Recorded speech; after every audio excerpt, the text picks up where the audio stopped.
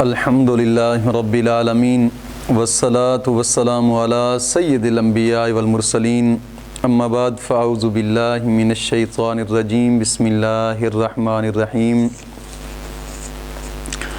صراط الذین انعمت علیہم صدق اللہ مولانا العظیم۔ پچھلے سبق میں ہم نے سورۃ فاتحہ کی یہ آیت صراط الذین انعمت علیہم تک عالمانہ تفسیر پڑھی تھی۔ آج کے سبق میں انہی 4 لفظوں کی صوفیانہ تفسیر ہے کہ صوفیاء کرام اس کے بارے میں کیا کہتے ہیں۔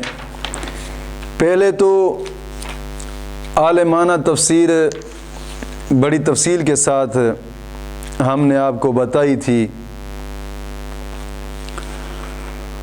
اور آج صوفیاء کرام جو فرماتے ہیں اس کی تفسیر میں وہ پڑھیں گے۔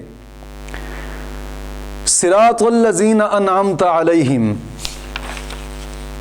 کہ راستہ ان لوگوں کا جن پر تو نے احسان کیا ہے۔ ہم نماز میں پڑھتے ہیں یا جن پر تو نے انعام فرمایا ہے۔ صوفیاء کرام فرماتے ہیں کہ انعمت علیہم، انعمت علیہم سے وہ حضرات مراد ہو سکتے ہیں کہ جن پر رب تعالیٰ کی باطنی نعمتیں نازل ہوئیں اور جن پر نور کا چھینٹا پڑا۔ اس انعمت علیہم سے وہ حضرات مراد ہیں، کیونکہ مشکات شریف میں ہے نا کہ باب الایمان بالقدر میں اللہ رب العزت نے حضرت سیدنا آدم علیہ السلام کی پشت سے تمام روحوں کو نکالا، پھر ان پر نور کا چھینٹا دیا، تمام روحوں کو نکال کر ان پر نور کا چھینٹا دیا۔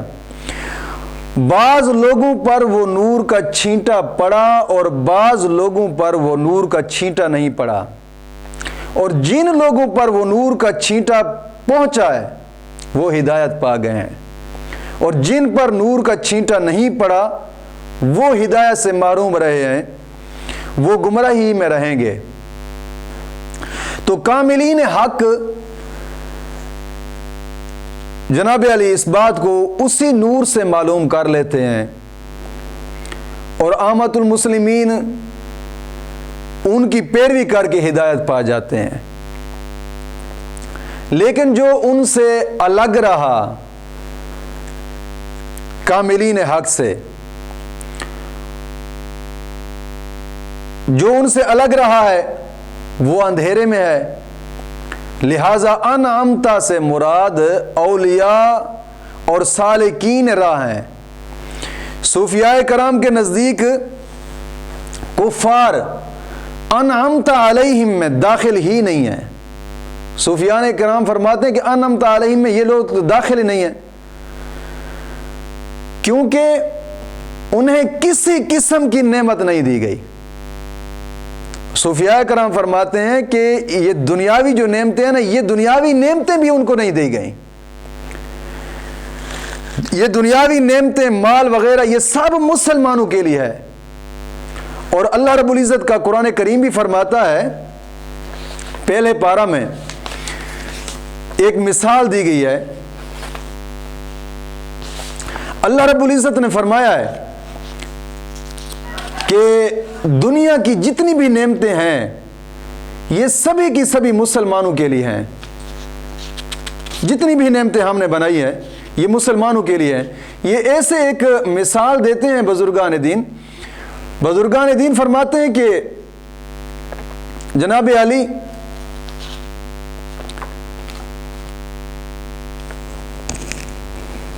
دنیا کی نعمتیں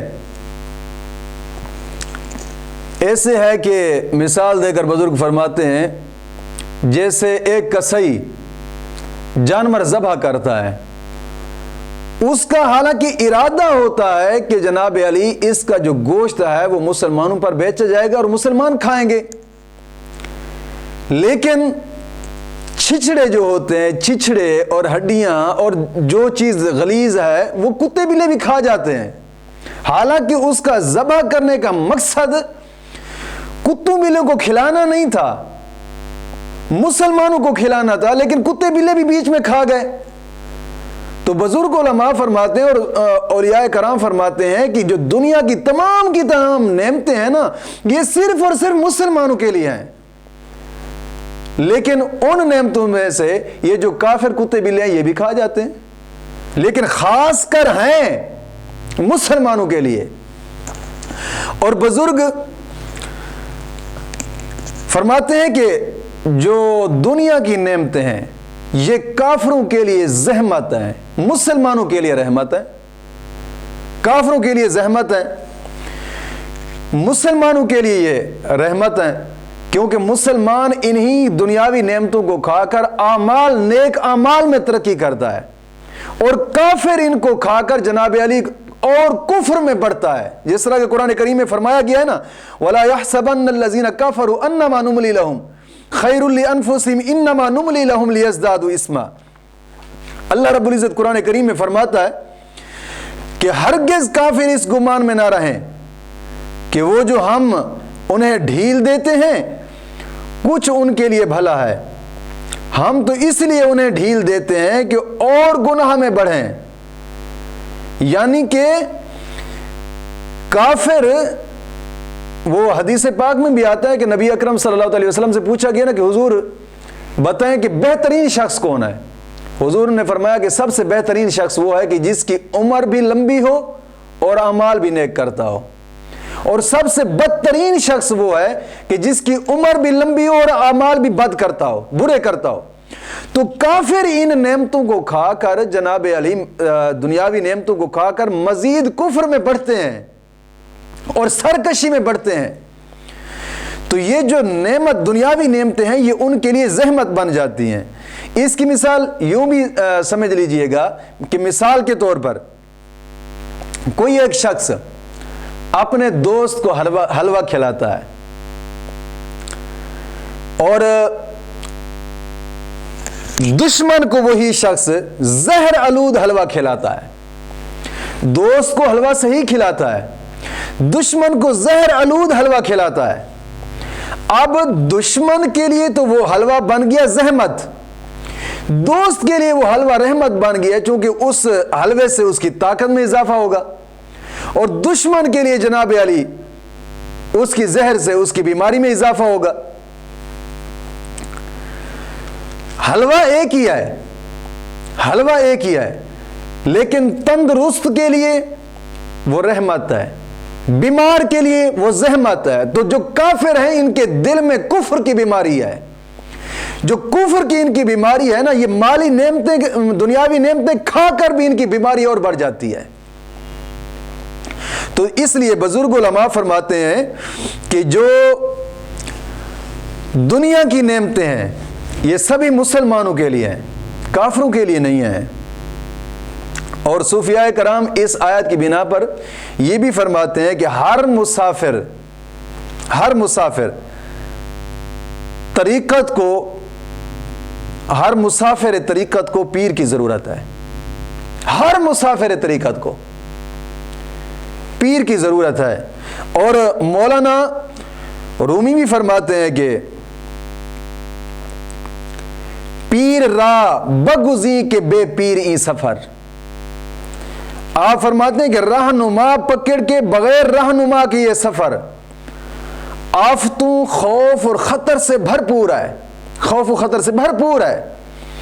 جب پیر پکڑ لیا ہے تو اس کی پیروی کر، موسیٰ کی طرح خضر کے زیر حکم چل۔ یعنی پیر پکڑ لیا، اب پیر کے حکم کے مطابق چل، جیسے پیر تجھے چلاتا جائے ویسے چلتا جا۔ اس لیے پیر کا ہونا بھی ضروری ہے۔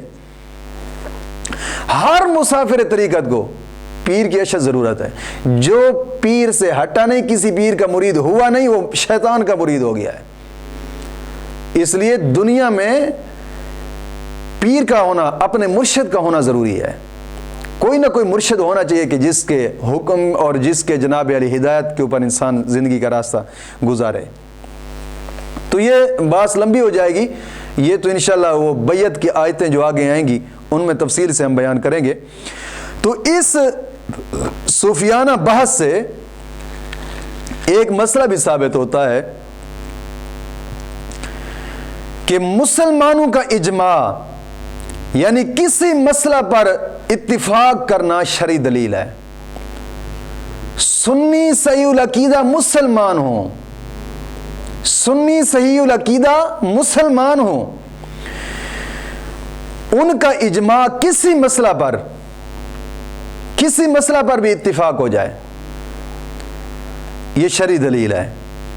جو شخص امت کے اجماع سے علیحدہ ہوا ہے تو وہ اس بکری کی طرح ہو گیا ہے کہ جو بکری اپنے جناب علی اجڑ سے الگ ہو جائے، اپنے گروپ سے بکری الگ ہو جائے. جیسے ہی الگ ہو جائے گی تو کسی بھیڑیے کے منہ میں چلی جائے گی.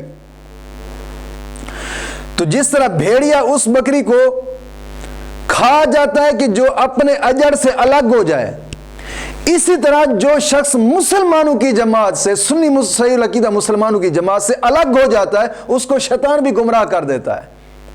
اور آج کئی ایسے فرقے ہیں کہ جو گمراہ اور بد مذہب اور کفر دی حدود تک پہنچ چکے ہیں. ان کا پہنچنا صرف اس لیے تھا کہ وہ سنی صحیح العقیدہ جو مسلمان تھے ان کی جماعت سے الگ ہو کر انہوں نے اپنے الگ فرقے بنائے. وہابی دیکھیں، دیوبندی دیکھیں، شیعہ دیکھیں، جناب علی کئی ایسے ہیں، چکڑالوی، بدھ مت، دیوبندی، کئی ایسے ہو چکے ہیں کہ جو مسلمانوں کے جناب علی جماعت سے الگ ہوئے، الگ فرقے بنائے ہیں. شیطان نے ان کو گمراہ اور بد دین کر دیا ہے.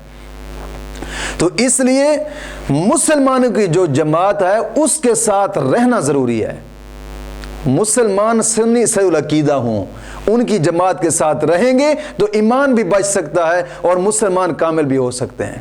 اگر ان کی جماعت سے الگ ہو گئے تو شیطان گمراہ کر سکتا ہے.